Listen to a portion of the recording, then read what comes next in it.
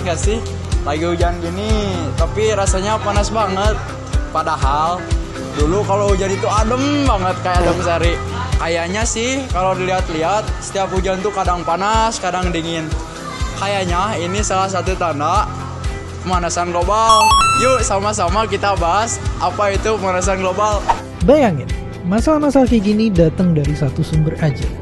Ya, emisi gas berbahaya yang bikin iklim bumi kita berubah. Tapi siapa sangka di balik berbagai macam ancaman ini ternyata ada kunci yang bisa nyelamatin kita semua. Inilah penyelamat krisis iklim yang sebenarnya. Jadi gini, pemanasan global itu artinya suhu rata-rata bumi makin naik karena gas rumah kaca. Rumah kaca, bukan rumah kaca buat tanaman ya, tapi gas-gas kayak karbon dioksida, metana, dan teman-temannya yang bikin panas matahari terjebak di atmosfer. Penyebabnya ya kita juga, asap kendaraan bermotor, pembakaran sampah, dan penebangan hutan secara liar. Intinya bumi jadi kayak oven karena ulah kita sendiri. Kalian sadar gak sih kegiatan kita di sekolah ini ikut nyumbang pemanasan global?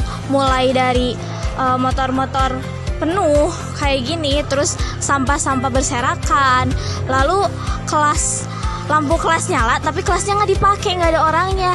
Nah, hal-hal kecil kayak gitu kalau dikumpulin bisa bikin bisa berdampak banget loh buat bumi. Jadi mulai sekarang ayo kita lebih peduli lagi biar sekolah kita nggak ikut nyumbang pemanasan global.